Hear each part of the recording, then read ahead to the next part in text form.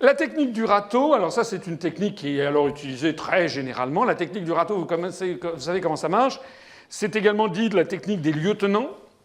Ça consiste à faire tenir des discours totalement contradictoires par les différents responsables du parti afin de ratisser large les électeurs aux opinions contraires. Donc vous allez avoir, par exemple, le râteau Hollande, vous aviez M. Montebourg, qui était à l'extrême gauche.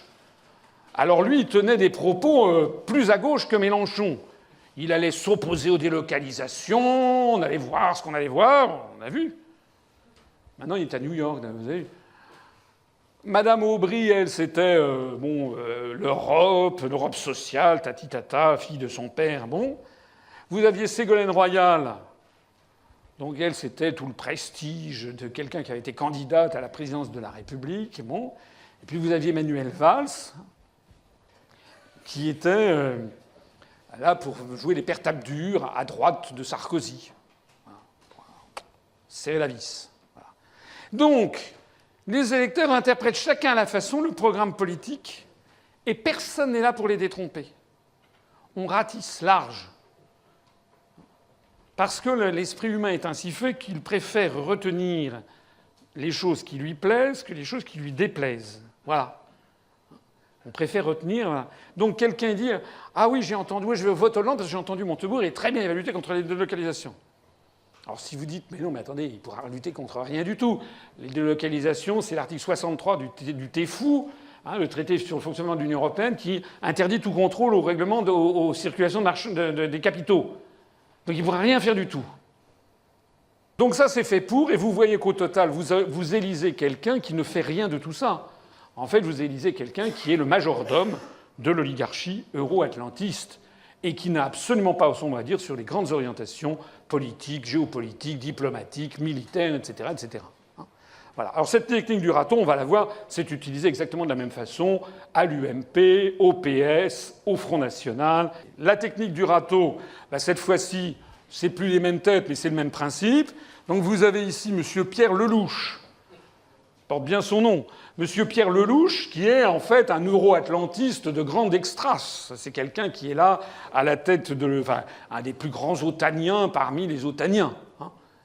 Et puis vous avez M. Copé, qui se piquait d'être de temps en temps un peu à gauche, de temps en temps un peu à droite. En fait, maintenant, il a disparu de la circulation, comme vous le savez.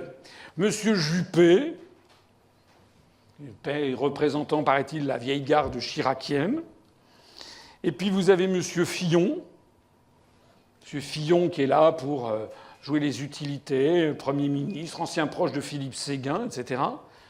Et puis enfin, vous avez Jacques Millard, qui, par moments, est plus anti-européen que moi.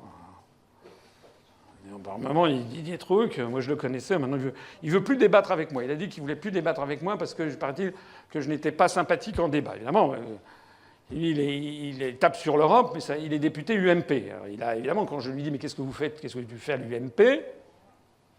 Il dit « J'essaye d'influer de l'intérieur. »